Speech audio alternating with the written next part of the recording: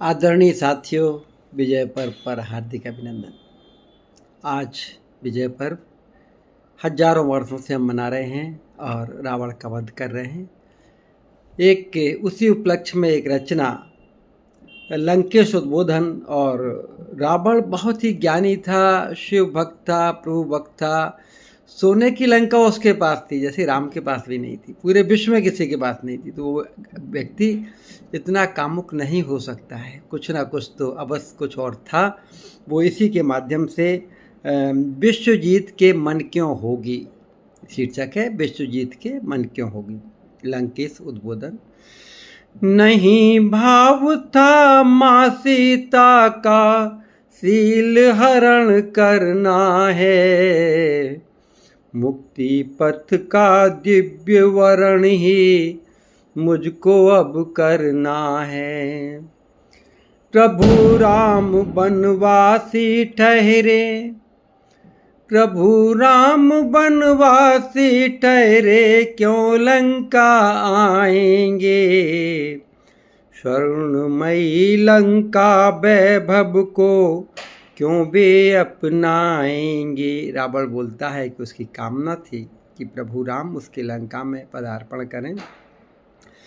सिर्फ यही पथ माँ सीता को, सिर्फ यही पथ माँ सीता को मैं लंका ले आऊं, देवी की रक्षार्थ उन्हें भी लंका तक बुलवाऊं। क्रोध रोष में वे आएंगे, क्रोध रोष में वे आएंगे माँ सीता को लेने, दुष्कर्मों का दंड मुझे अपने हाथों से देने। मनीषी रावण की अभिलाषा थी कि राम का साक्षात्कार हो, वो यहाँ आए।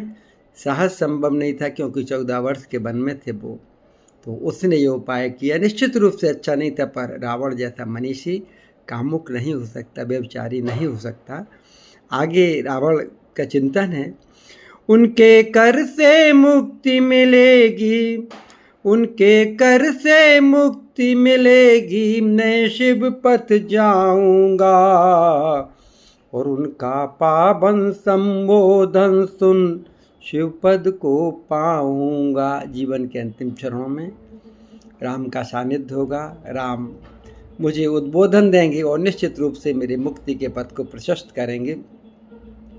इसीलिए यह सारा मंचन, इसीलिए यह सारा मंचन मैंने सतत रचाया, प्रभु प्रभु के कर से आशीष लेकर जीवन सफल बनाया।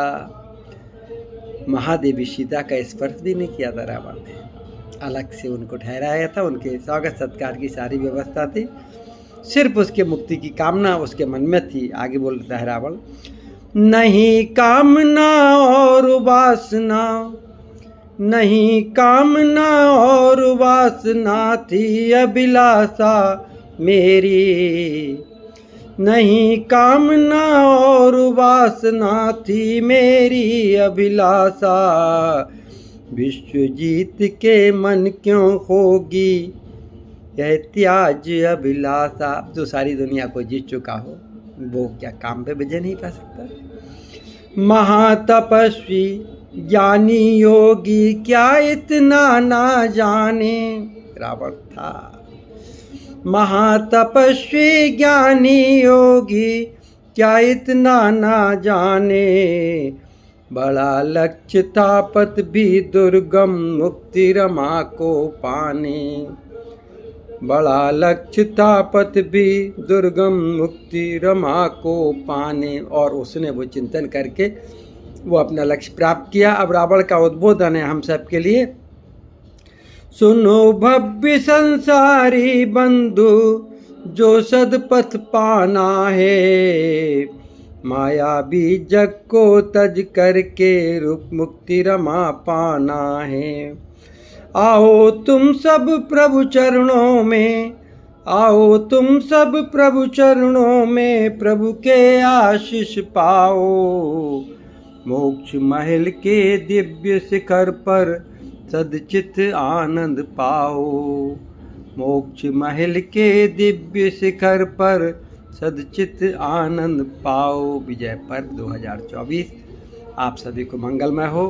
मन से तमस कलुषता और बुरे विचार, बुरा चिंतन समाप्त हो और एक सत्पथ पर, श्रेष्ठ पथ पर हम आगे बढ़ें।